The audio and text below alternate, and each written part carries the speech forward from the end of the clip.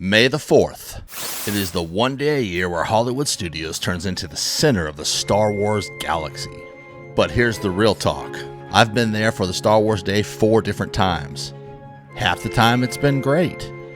The other half, honestly, was kind of a dud. Today we're breaking down if you should spend your credits here in 2026, or if you're better off watching A New Hope from your couch. So please come and explore with me, y'all.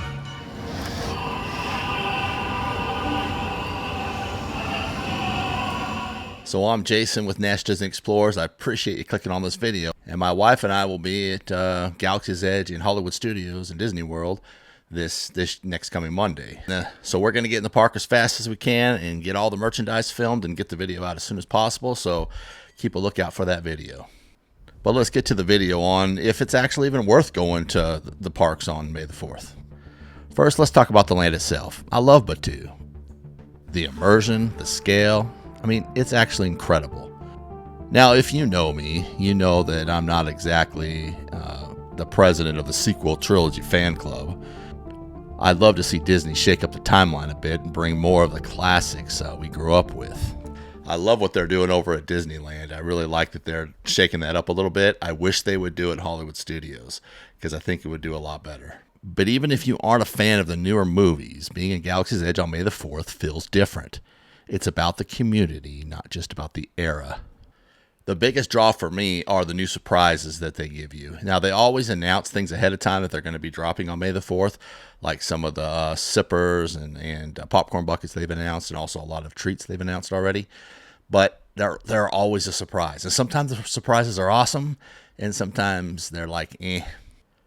My absolute favorite was when they dropped the box set, the very first box set that had Princess Leia's lightsaber in it for the first time. Now, I will admit that lightsaber isn't a very good quality. It's probably their worst lightsaber they've ever built. But at the time, it was really exciting.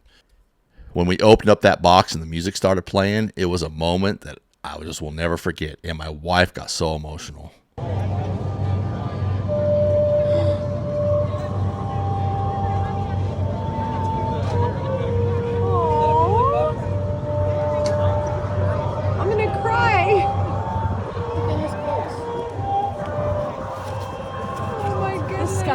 And look at this is how she buried him. That's what she buried him in. So I'm going to open it. And then another one of my favorite times was when they released the Darth Maul box set and then also a bunch of new Kyber crystals. Those kind of things is what I get excited for, right? We knew about the box that they were going to do with Maul, but the box was really cool because it played music. It lit up really cool. One knock on that one is that we already had that lightsaber, but I really liked the box, so I had to get it. Now, there have been some duds as well, as when I've been there. One in particular time was when they didn't release a box set, and they just released 2 regular lightsabers. I think they were both the Plo Koon lightsaber and the Luminara lightsaber, but they just released them in a regular cart. It wasn't that exciting, especially after the other box set that we have. Another one that when I was there they released was the Cal Kestis one that we already had the Cal Kestis, but they put it in a box, but the box didn't play music. It was a bit of a letdown for me. And then some of the new stuff wasn't really all that great. So it's really hit or miss on actual merchandise. But just because I don't like it doesn't mean you don't like it. Maybe you loved that stuff, and that's awesome. We all think a little differently, right? Maybe you can go there and love everything that they drop. Now, it is a bit of a hard ticket to get. I scheduled it way in advance just to make sure I can get in. It's obviously sold out by now. But the trick is to get there as early as you can. If you're going to go, get there as early as you can so you can get in line as fast as you can. We always line up at Doc Ondar's first to see that merchandise as fast as we can. And then we get to the virtual queue to go see the other merchandise later. And then they'll have stuff dispersed around the park, like food and different things like that, too, that we'll also go check out. But it's very key that if you go, get there as early as you can. If not, you're going to be waiting in a very long line.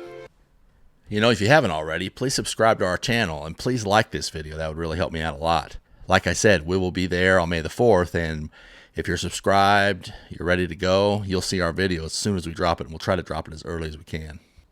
But even beyond the merch, the atmosphere is unmatched. May the 4th is one day where the fans really take over the park. The cosplay is amazing. You see so many people walking around there with different costumes on. Love it, man. Are you warm in that? A little bit. Yeah? It's worth it, though. Yeah. It's really fun to sit there and people watch. It's pretty cool because people come out and they dress up. And I think this coming up May 4th, I think the weather's going to be decent. I mean, you could probably put on some decent costumes that might be a little heavy and you might not get too hot. Every other time that I've been there, it's been really hot, and so it gets a little uncomfortable. I don't usually dress up because I don't want to be really hot. I'll just wear a Star Wars hat or a shirt or something like that. That's fine for me. But a lot of people like to cosplay and really get into it. And it's a lot of fun to watch. Now, the really cool thing is if you stay until the sun goes down, you'll see it. The massive, unofficial lightsaber meetups. Seeing hundreds of sabers held high in front of the Millennium Falcon is something every Star Wars fan needs to see at least once. It's massive. And if you go for the first time and you pick up the new lightsaber that they will drop, or any other lightsaber that you get there, maybe you can go build one at Sabi's workshop. That's always fun. You can grab it, have fun that night with everybody else that'll have their lightsabers there. It's probably the best time to be there with your lightsaber is on May the 4th during the evening. So, is it worth it? Well, if you're coming for the surprises and the community, absolutely.